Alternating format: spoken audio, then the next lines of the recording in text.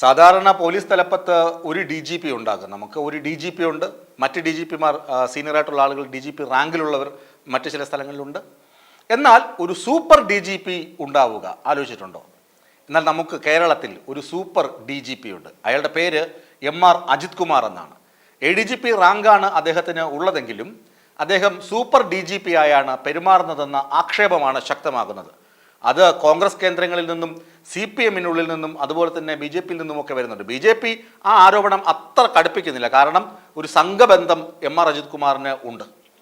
പറഞ്ഞു വരുന്നത്, കഴിഞ്ഞ ദിവസം MR അജിത് കുമാറിനെതിരെയുള്ള അന്വേഷണ സംഘത്തിൻ്റെ യോഗം ചേർന്നിരുന്നു. അതിനകത്ത് തൃശ്ശൂർ റേഞ്ച് IG-യും സ്പർജൻ കുമാർ IG-യും ഒക്കെ പറഞ്ഞു തങ്ങൾ റിപ്പോർട്ട് ചെയ്യേണ്ട ഉദ്യോഗസ്ഥൻ ADGP ആണ്. അപ്പോൾ എല്ലാ ദിവസവും രാവിലെ റിപ്പോർട്ടിംഗ് ഉണ്ടാകും. ആ റിപ്പോർട്ടിൽ ADGP-ക്കെതിരെയുള്ള അന്വേഷണം നടക്കുന്നുണ്ട് എന്ന് പറയേണ്ടി വരും. അതെങ്ങനെ പറയും? അതുകൊണ്ട് തങ്ങളെ ഈ അന്വേഷണ സംഘത്തിൽ നിന്ന് ഒഴിവാക്കണം എന്ന് DGP-യോട് ആവശ്യപ്പെട്ടിരുന്നു.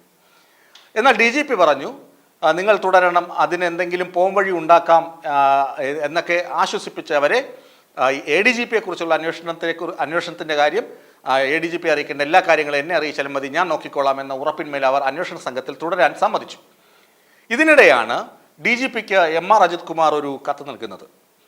അന്വേഷണം തീരുന്നതുവരെ ഈ 2 IPS ഉദ്യോഗസ്ഥരും തനിക്ക് ഒന്നും റിപ്പോർട്ട് ചെയ്യേണ്ടതില്ല എന്നാണ് കത്തിലെ പരാമർശം. ഇത് ഒരു ഉത്തരവാണ്. കാരണം തനിക്ക് കീഴിലുള്ള 2 ഉദ്യോഗസ്ഥർ തനിക്ക് റിപ്പോർട്ട് ചെയ്യേണ്ടതില്ല, നാട്ടിലെ ക്രമസമാധാനത്തെക്കുറിച്ച് റിപ്പോർട്ട് ചെയ്യേണ്ടതില്ല എന്നത് ADGP നൽകുന്ന ഉത്തരവാണ്. സാധാരണഗതിയിൽ ഇങ്ങനെ അന്വേഷണം നേരിടുന്ന ADGP-ക്കെതിരെ മറ്റെന്തെങ്കിലും തരത്തിൽ പോലീസിനകത്ത് നിന്ന് വേറെ എന്തെങ്കിലും ഇൻഫർമേഷൻ ചോർന്ന് കിട്ടുമോ എന്ന സംശയമൊക്കെ വരുമ്പോൾ സർക്കാരോ DGP-യോ ആണ്, അതായത് ആഭ്യന്തര വകുപ്പോ DGP നേരിട്ടോ ആണ് ഇത്തരത്തിലുള്ള നിർദ്ദേശങ്ങൾ നൽകുന്നത്. എന്നാൽ ഈ സംഭവത്തിൽ ADGP അജിത് കുമാർ തന്നെ നിർദ്ദേശം നൽകിയിരിക്കുകയാണ്, ഉത്തരവ് നൽകിയിരിക്കുകയാണ്. അതുകൊണ്ടാണ് ഞാൻ പറഞ്ഞത് ഒരു സൂപ്പർ DGP ആണ് MR അജിത് കുമാർ എന്ന്.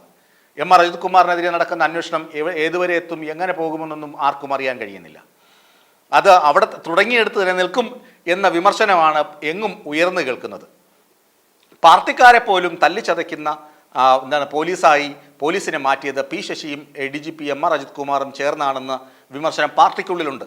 അതുപോലെ RSS നേതാവിനെ മുഖ്യമന്ത്രി പറഞ്ഞിട്ട് പോയി കണ്ടത് MR അജിത് കുമാറാണെന്ന് പ്രതിപക്ഷത്തിൻ്റെ വാദമുണ്ട്.